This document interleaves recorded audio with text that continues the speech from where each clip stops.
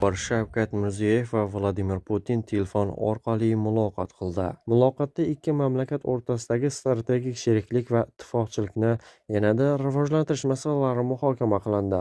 Shuningdek, ikki yetakchi xalqaro kun tartibidagi masalalar yuzasidan fikr almashib, bo'lajak uchrashuvlar rejasini muhokama qildilar. Xususan, Shavkat Mirziyoyev Ikkinchi jahon urushidagi g'alabaning 80 yilligiga bag'ishlanib Moskvada o'tkazilayotgan tantanali tadbirlarda ishtirok etishni tasdiqladi. O'zbekiston Rossiya elchisiga u yerdagi mehnat migrantlar huquqlari buzilayotgani borasida tashvish bildirdi.